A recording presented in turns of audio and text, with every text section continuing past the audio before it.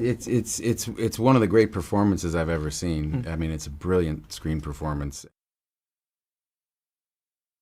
Yeah, so how are you guys both doing? We're great. Yeah, great. We think. We think we are. I watched the film this morning, and to be honest, I'm still absorbing it. So I don't know how I am either, to be honest. It's such a lot to take in. Yeah. We've been hearing that a lot from people. You know, it's and we were in France before, and now here, where a lot of journalists say the same thing. Like, I just saw it today, so I'm still It's just a lot to metabolize, isn't it? And I think there's so much that you want to discuss about it.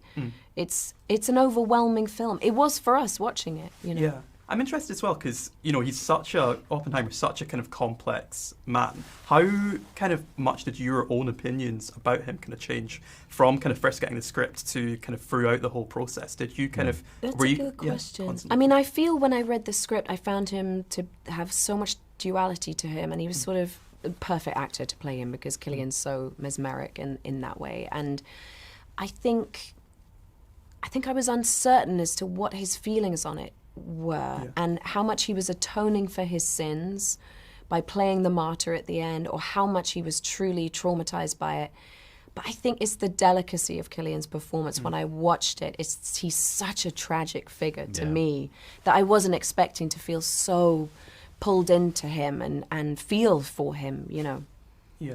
Did you kind of go on a similar journey with how you experienced the character of Oppenheimer played by? Yeah, it's one of the great performances I've ever seen. I mean, it's a brilliant screen performance, and Oppenheimer is ultimately, I think that's why you make a movie about him. He's the most probably important person to ever live, who with this remarkable brain, who had these impossible moral questions, put to him, and he lived the most consequential life, and there were no easy answers for him or for us in kind of investigating his story, and so I think it's Cillian was the exact person to play him for sure. Yeah, and your characters both have kind of very kind of interesting dynamics with Oppenheimer as well. How much did you look at him through the lens of your characters? For example, how much did it change viewing him through kind of Kitty's perspective, I guess? I mean, I think that's a great question. I think for sure it did, because she clearly worshipped him and really knew the man behind closed doors and saw him at his most vulnerable and raw and conflicted, and all of those elements that you see in their scenes together. And she was such a kind of colourful, extraordinary person, and complicated herself. And so it was wonderful to get to tease out the emotionality of those scenes between them and just show a real marriage. I mean, it was a tumultuous one, but it was a very real partnership and a successful one. Yeah, and I think Groves' relationship with him is so interesting as well, because they're kind of opposites in a lot of ways, but have this kind of almost unexplainable bond. Was there anything in the kind of research that kind of helped unlock how they had that connection? I think they genuinely had affection for each other, and certainly respected each other, and I think they also knew that the other had a skill that they needed to achieve their own ambitions. Yeah.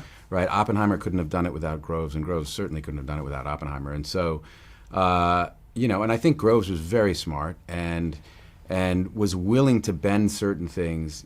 I think he understood the importance of compartmentalization, but also understood the importance of Oppenheimer and the other scientists sharing information so that they could be the first to get to the bomb and beat the Nazis. Yeah, and finally, it's such an intense film. It's such a kind of, what was the kind of experience of making it? Did it feel the same as kind of watching the film, if that makes sense, or is it kind of not really a comparison to make? Yeah. No, it was very calm on set, very focused, but inviting. It was like a really inviting set to be on, and everyone was given the right environment to thrive. I mean, I've never been on such an unchaotic set, and that's Chris. It's sort of everyone being crazy prepared, but his curiosity with the actors, the space he gives you to thrive. It was really special and fun, actually. Yeah, it was a lot of fun.